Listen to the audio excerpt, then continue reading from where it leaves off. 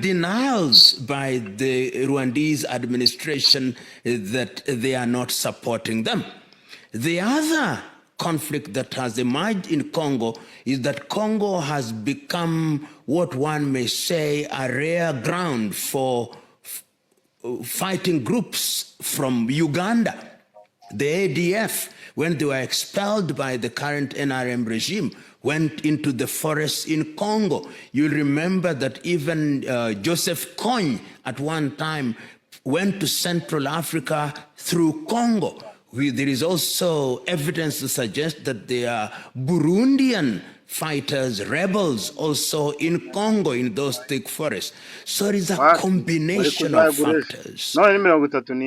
Local factors, commercial reasons by illegal miners, foreign hands, which want to ensure that Congo remains the way it is, local politicians who benefit from a disorganized and disorderly and conflict-ridden Congo. All these factors conjoined create what is essentially a state of confusion which needs resolution by the entire continent of Africa. Unfortunately, Africa has not handled this matter well.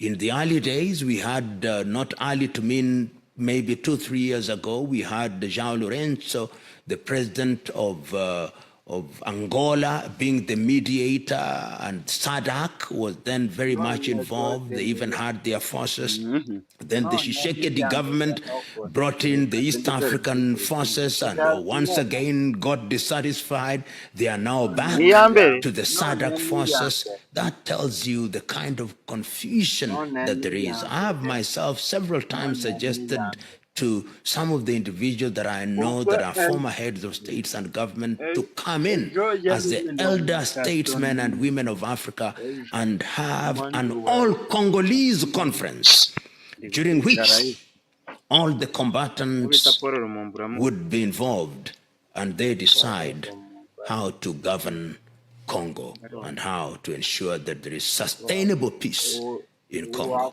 Easier said than done, but necessary and urgent. Not easy. Because when your government is in Kinshasa and you are talking about a country which is the size of Western Europe, the infrastructure is poor, you cannot be in effective control of the country. So the president can say what he is saying in Kinshasa, but the people in Goma can ignore him. The people in Katanga can ignore him because the territory is so big, the people are so divided, the interests are so diverse that it will take a combined effort of all Africans of goodwill to give them the ability to deal with the problem as it is. As it is now, it is not possible. They just don't have the resources, they don't have the personnel, and they don't have the, in my view, even the ability to pacify Congo if it is left to them. It's one that is not desirable at all.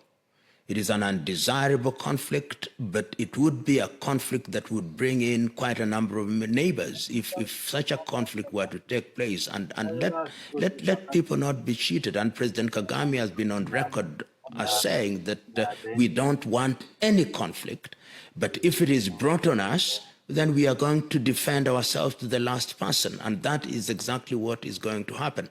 The assumption that Rwanda is a little country that you can overwhelm in a few days is completely misguided. And I hope that the administration in Kinshasa remains conscious of this, that Africa does not need a conflict of that nature.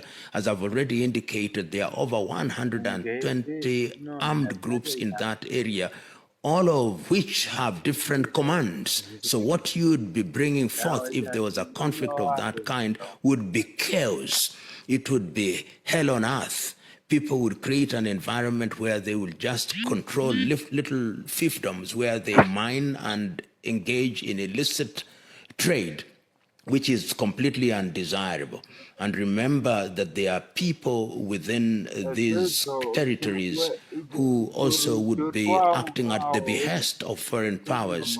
And I'm happy to hear that President Tshisekedi has now said that he is prepared to meet President Kagame. There was a time when he said he was not going to meet President Kagame. But wisdom is going to prevail, and I hope that in the next few weeks there will be such a meeting between President Tshisekedi and President Paul Kagame, and that the tension would be eased, and that we would have rapprochement, and we would have a peaceful resolution to all the issues that are outstanding, if any, between Democratic Republic of Congo and Rwanda. If I were to set out the agenda for President Tshisekedi and President Kagame, I would say, number one, let us discuss good neighborliness, let us discuss peace, and let us discuss the fate of the Congolese who are being said to be Rwandese. Recognize them as Congolese and give them their right to stay in peace in Congo. And once you've done that, let us then disarm all the combatants and let them be integrated in the forces of Congo, either through in the military or through policing, and let us have a joint commission which will monitor the situation between Congo and Rwanda at the border. Once you do that, then I believe that the other issues can then be discussed and discussed effectively. It's a combination of both. You cannot ignore when a mosquito is biting an elephant, the elephant must be concerned both about the mosquito and the pack of lions that want to attack. So the internal fighters would be the mosquito, but they are very irritating and very dangerous, and they can ensure that you can't even operate. The pack of lions are the foreign powers, and they come under different guises. They come under European Union, Chinese, and all they want are the resources. They'll give you a pittance, and they think and make you believe that you are being taken care of. So I think there must be a multi-track approach. Enter into arrangements with those foreign powers that are mutually beneficial, so that if the Congolese want to engage with the European Union or the Americans or the Turks or the Russians, it must be on the basis of mutual benefit.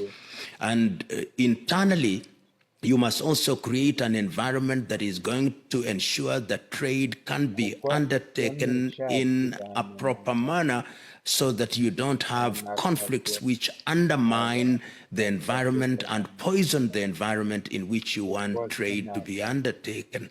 So that can be done. These are things that can be done simultaneously, and I believe that a government that is convicted, a government that is clear in what its mandate is and what its goals are, can achieve all these. It has been done before, and I see no reason why it cannot be done in the Congolese situation, the complexities and the history notwithstanding.